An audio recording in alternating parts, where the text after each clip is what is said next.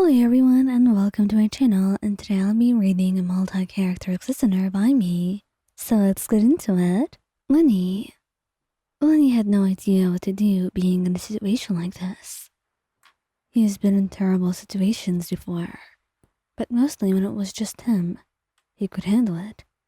He could handle any kind of pain, but he couldn't handle anything happening to someone that he loved.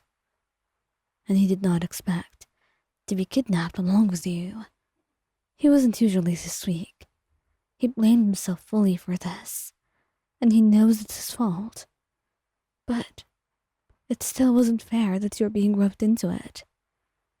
You were tied up, and those people who had kidnapped you were hurting you in front of him, and he was forced to watch. Maybe if you learn, you won't cross us again, pretty boy, one of the men said, as he slapped you to the face, making you shrink as you cried. You were trying to remain strong, but it was getting very difficult. Lee did not blame you. In fact, all he wanted was to take your place. Don't do this. Wyan didn't do anything. This is unfair. You're just hurting an innocent person. She's got nothing to do with all of this. Leave her out of this. He screamed. He was angry, trembling with rage. But there was nothing he could do, as they hurt you again. And he was just trying so desperately to find out what he could do, to prevent this from going on, to do anything to help. And before he could do anything else, the door was broken into, and Lynette and Fremine were pointing their own swords at those people. A fight went down, and Lynette helped free Lyney, and so he fought alongside them. And once it was all over, he was able to untie you from your spot, wrapping his arms around you tightly as he held you close, whispering apologies into your ear. He never wanted this to happen, and he will never stop blaming himself. But he's glad that you're now fine, and that nobody can hurt you again. He won't let it happen. He'll make sure it stays that way even if it's the last thing he does.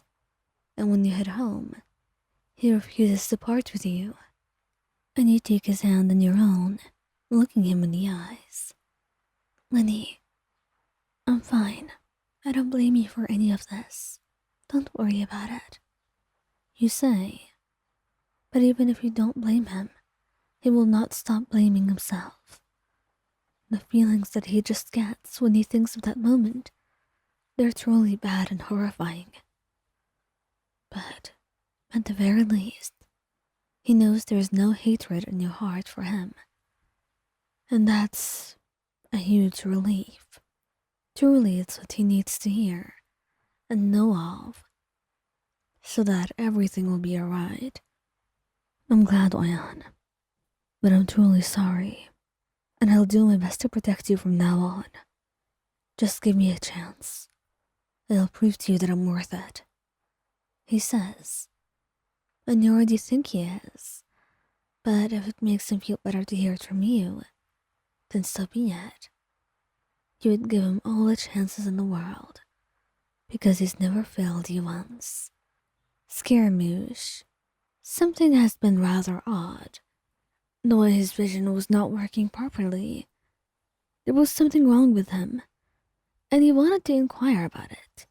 The best person he knew would be Nahida, since he's never really encountered such a problem like this by himself. And with all the knowledge, with the Arcane of Wisdom, surely she could know a solution, or at least the cause. But it didn't matter to him for the most part. He was physically strong. He didn't need to do a lot of things, and for the most part he didn't need his power right now. It wasn't like he was fighting someone.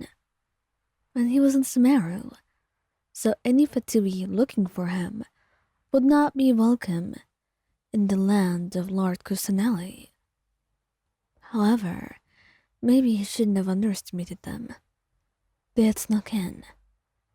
And before he knew it, something had happened, and he had actually been shot by an arrow that caused him to go unconscious and wake up to find you in a basement with him, the two of you tied up, away from each other, and you were being hurt over and over again as you cried, telling them you had no connection to what happened.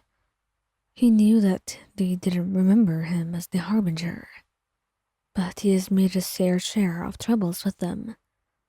He didn't think it would be enough to warrant this, but he couldn't let them keep on going with hurting you. And so, he injured himself, wrenching his hands away from the ropes, and they were bleeding, but it didn't matter to him. He punched those people, fighting them, even without his vision working properly. He was not going to let them hurt you, not like this. And before he knew it, they were done for, and you could look at him through your tears and your injuries as he immediately untied you and looked into your eyes, rattling your face in his hands. I'm sorry, Mayan. I really am. I didn't know any of this would happen. Had I known, I would have been more careful. Scaramouche, it's fine. You saved me. I wouldn't be alive if not for you. You would have been more fine without me. Don't say that. He grits his teeth because he knows it's true. He knows that if you hadn't been with him, then nobody would have hurt you or targeted you, which makes him feel worse. But his feelings are not the priority right now. So, it doesn't matter. He carries you in his arms and takes you back home to Nahida. And with tears in his eyes, he tells her to heal you. There is that blood on your face, the bruises, the injuries. It's too much for him to see and watch, and know that he is the cause. This will definitely cause him to be a little bit more distant, because he doesn't know if he's right to be with you, being so careless and putting you in danger, merely with his presence. But after some convincing from Nahida that everything will be okay, and that you'll be safer with him, because right now your fates were intertwined either way, he knows that she's right, and he gets back to you. But he's a lot more protective than ever, because he's not letting this happen. Never again.